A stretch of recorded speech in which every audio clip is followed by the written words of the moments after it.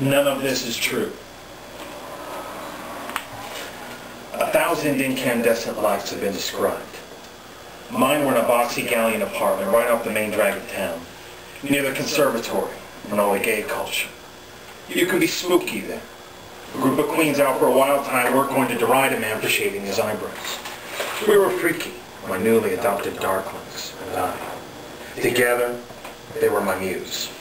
She was a little dark sun folded under dainty hands and a stoic smirk. He was another thin one who wrote in a fluid hand in large bound books.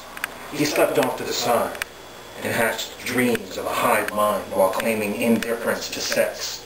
She inspired me to paint half hieroglyphs on each temple, and we curled up to sleep each night without ever touching. The thoroughfare lapped up against the door and had the stinky, fertile river smell. But it was really a sea outside, and we stood on the roof, watching for the dark clouds. We watched each other as well, each fascinated with the other's faces for every mirror of eyes.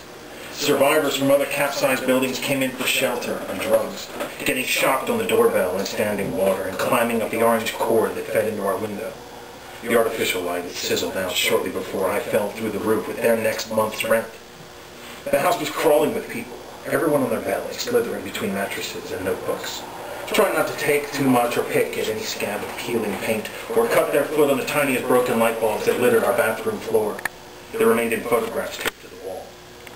Everyone was going to be a rock star. It was more important than anything we could think of. We were somehow going to stay high and romantic until fame could no longer stand to be away from us.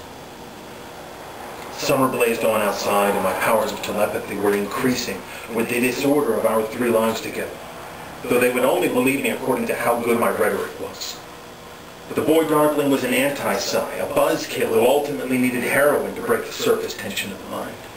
He was dreaming up a hive mentality that would require the heavy sedation of himself and his loved ones. I made him my rival. Our tribe was one of bonds, each of us incestuously bound to the other surrogate family members by an entropic force that brings together like souls as a result of social collapse. That is how the blood of the dragon made one think. It was sustainable romanticism for the cynical and hard of heart. He bet me I would submit to our dark sun sister as he had done, but I never let myself go as they desired I would. They laughed at me for writing love poems about my dirty blue boots and called me a slave for working. Then we'd go off into the night, and I'd sleep an average of 2 hours each morning. The boy was a brother-like enemy. We savored the onset of conflict, vying, as in all conflict, for power. Time was passing by so quickly it howled in the windows. Winning the right to write the history books was an everyday affair. What we wanted was credence. They gave me credence. One night we scored a lot of K. We blew it up and formed a circle. Arm in arm, we turned together around a column of fire.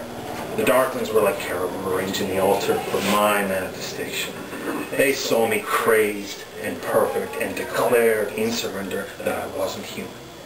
My lust-ridden pleasure center was touched, and I wanted more. They wanted more, but not of me. I might have been more compassionate to my Neo brother and sister, but they were taking the blood of the dragon, which I had first brought to their house because I thought they were so cool. My last days and weeks in the old galleon were heavy and sleepy. The hive mind was manifest. It allowed up to 4 people to occupy one bed for a day. The sister who used to photograph me during my frequent naps and giggle like an English girl as they were enough to ruin my good name. Now she could lay still and nearly breathless for pleasure. When the city outside dried up, I left our back apartment, and so glinting sleep remained for as long as they did, in the puddles at night when I drive around looking for her. There were a few failed rescues, first skirmishes of an enduring effort. She seemed to fade away at times, like talking to her on the payphone that blocked in the apartment at night. The old main drag was silent, and yet her voice softened so that it was as if she were always being lulled to sleep, speaking, inaudible, incomprehensible.